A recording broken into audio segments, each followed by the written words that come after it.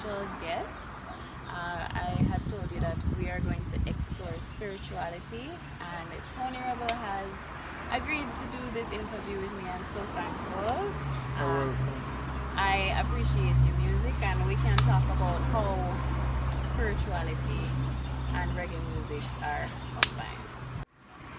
So, I'm not sure, or I'm not completely sure. I've done some research, but what does being a Rastafarian mean to you? In terms of lifestyle, in terms of beliefs? So Ras Tafarian I am. Let me just make a distinction between some things that are going around, like Rasta. Ras mean head and Tafari mean one to be feared. So you can have Ras Tony, Ras Moses. However, Tafari, who was Lich Tafari in Ethiopia, after a while was crowned Ras, which is like a title. So he was Ras Tafari. So those who follow his teachings are Ras Tafarians. There's a lot of people who talk about Rasta is the shortening of Tafari. So Rasta is not the full name. You know, that is something that people create, which they would have to create the meaning also. And a lot of people who are saying they are Rastas are not manifesting the mores of Ras Tafari. However, let me go forward now. So being a Ras Tafarian is like everything to me. It embodies who I am. First of all, it is a foundation that you build your whole life around. It's like how they would say that we were spiritual beings, and then we have a physical manifestation. We choose who would be our parents, and choose when we come on earth, and then we are having this physical encounter, yes, and this experience of which we actually knew about before. If you notice, a lot of times you just see things and it seems as if you see it already. You meet people and when you talk to them it seems like you have encountered each other already. And those are some kind of mysterious things that, you know what I mean, lots of us might know about, and some don't, in terms of reincarnation, which would be another kind of story. But my spiritual being is a mandate that was given to me by the universe. I don't say I am in the universe. I am not are in the universe, right? I am an extension of it. Right. So I'm an extension of the universe. The universe actually look through my eyes, look in my head, tell me things to say according to the gifts that I have. So my gift is music, and therefore I use that forum to actually bring the universe messages out. So I am a spiritual being that is really bringing on this flesh. And that is so serious because, you know, I appreciate of the physical very much, because that is how the spiritual really get to function. I'm sorry, I'm having a moment right now because I didn't realize that you believe so much that I believe, you know? Because, please, continue. Yes. It's like I have to take care of that spiritual self, because if your physical goes weary, you can adjust it, address it however you want to, by medicine, whatever medicine, whether it's mental medicine or psychological medicine or just conventional medicine. But your spirit, if it is broken, it is most dangerous and hardest to fix. So at all times, what I try to do is to keep my spirit in a secret place where no one can find it. No matter how they try, no matter what you try to say about the physical or do to the physical, my spirit is in a safe case that I can always draw on it, and it will help to uplift like my physical being. So Rastafarianism is like a rudder that helped to steer my ship. You know what I mean? It's like the teachings of His Imperial Majesty is something that I look at every day and see it manifest in my life, and check it out, and then see the consequences and see that the consequences are perfect. So within that spiritual realms, that's where my foundation is. Okay. So regardless of who you see on stage, regardless of the songs that you hear, it is because of that spiritual self why all of those can be manifested. I understand. Yes. Looking way back, the words of His Imperial Majesty, his behavior, all of his characteristics indicate to me that he was divine. And being someone with divinity doesn't mean that you do what these people do with their God, but can teach you how to be the God yourself. Because if God said, let us make man in our own image, it means that God reproduces himself. Yeah. So we are all God and goddesses.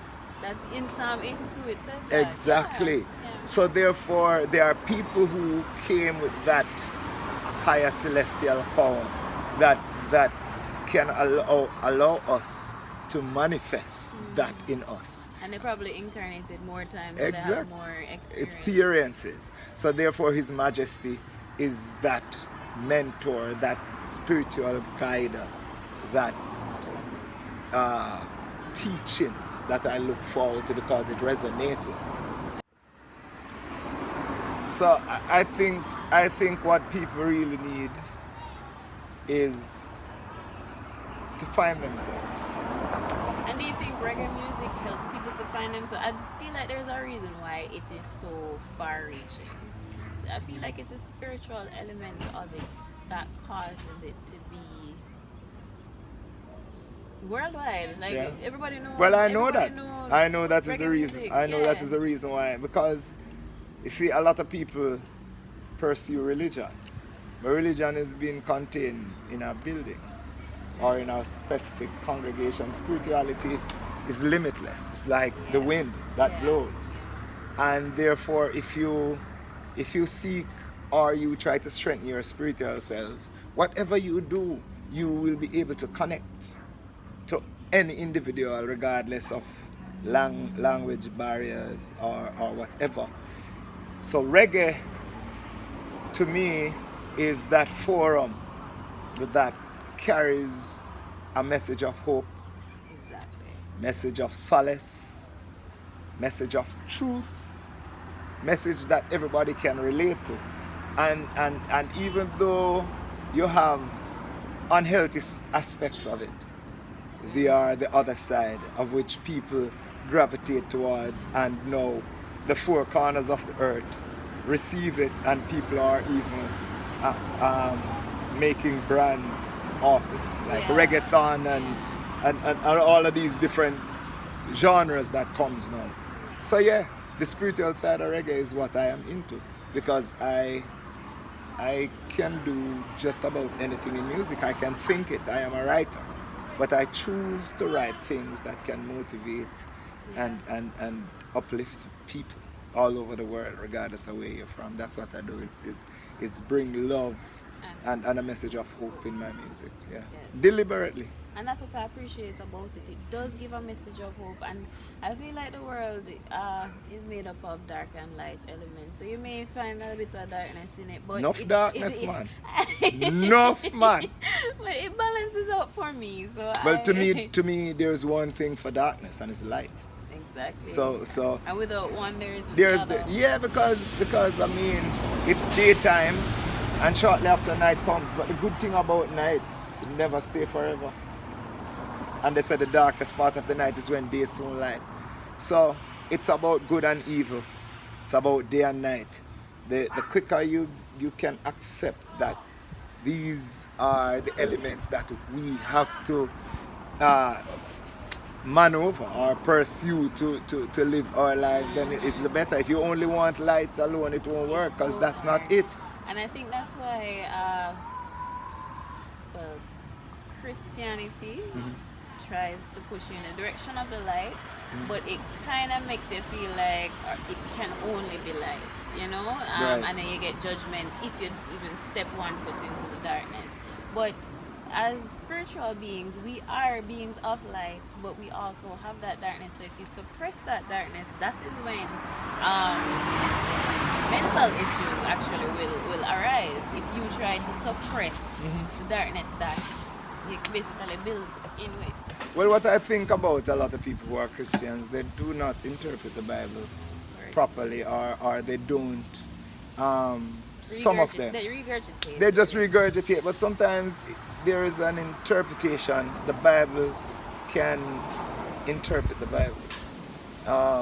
If you read the Bible contextually, because now, if I should think about St. John 1, I think I quoted earlier. Like, in the beginning there was the Word was with God, and the Word was God. The same was in the beginning with God. All things were made by Him. You hear that? All things. And without Him wasn't anything made that was made. What is that telling you? That everything was created. The day, the night, the darkness, the light, the good, the evil, and even when you read Isaiah, I think 45 and some of the verse up in the 20s, it tells you that He created good and evil. So it is for you to understand how to navigate your way through the earth among all of these things. And you can use the Bible as a guide by applying it to your personal life and not really listening to what people tell you to think as you listen to the Bible. Because that is how you navigate the good and evil, by personally having an experience and applying the Bible. That's your Bible. Your experience is your Bible, because to me Bible means book. So the one that they call the Holy Bible,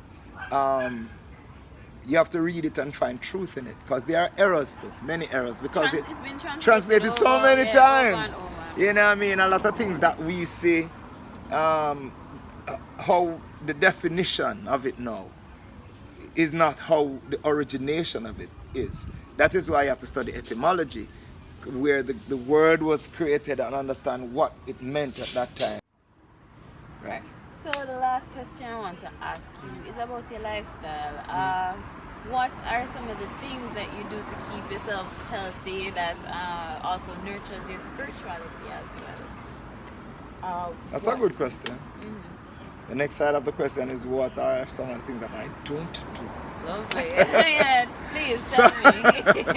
So I don't do a lot of things. Like, I am a plant-based eater, so I don't eat flesh. I don't drink no alcohol. Some people drink all alcohol. I don't drink none. I don't smoke, so my respiratory system is kind of try to keep it clean. I don't think a particular way, because whatever you think, that's what's going to manifest in action. So I try my best to keep my mind in a positive way. I try to exercise as much as I can. Drink a lot of water, get my rest, and just learn much about this. that the spiritual is housing into now. Because a lot of people knows everything about a phone. They knows everything about a laptop. They know everything about a car. As a matter of fact, a lot of people that own a car, they will go to the mechanic and say, the manual of this car says I must service it every 3 months. And one day hardly pass when the 3 month comes before somebody bring it, go service it. Put the right oil in it, change the plugs. If on the manual it says put 90 high octane in it, they are not going to put 87, or they are not going to put diesel in it because they think it's going to mash up the engine.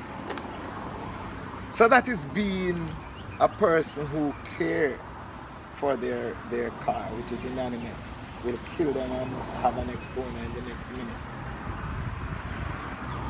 Why would people learn to take care of all these things and not learn to take care of themselves?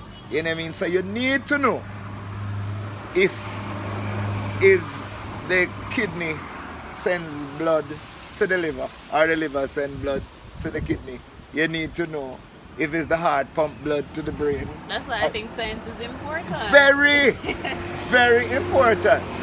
So that is it. You have to learn as much as you can about you, so that you can, you know what I mean, if your belly start hurting, you figure out what you ate that you didn't used to eat. Mm-hmm. You try some Serosy or whatever medication, and if it works, then you know it's going to work down the line.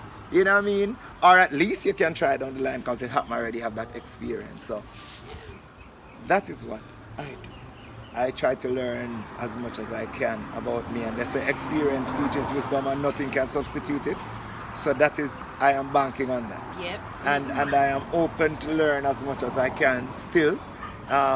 If you're a Muslim and you come here, I will say Salam Alaikum, Alaikum Salam, and we can talk. If you're a Jehovah's Witness, we can talk. If you are a Buddhist, because I learned so much from people who go to religion, people who just write books, people who are motivational speakers. You know, Mr. Dwyer, Les Brown, all of them. I learn from them so much. That's what I do too. I incorporate everybody. And then into mine. yes, and take what works for me. Resonates. Yeah. Right. So that is what I do, and just move ahead in life and live one day at a time. Today is a good day. There was no day like today. And when tomorrow comes, it will be a today. There will never be a tomorrow. Love that. When tomorrow comes, I was at today, tomorrow. I know tomorrow will never come. It's like a promissory note. So I live today. I live the best that I can. Live in the know. The know is the greatest. Yeah. I have a book on my desk right in there called The Know. Thank you so much for taking the time out to speak with me. I feel like my viewers may learn or should learn a lot from you, and I definitely have learned a lot, so thank you. You're welcome. There's so much more about me. I think it's on the song we sing. I do other things and have ideas about loads of things.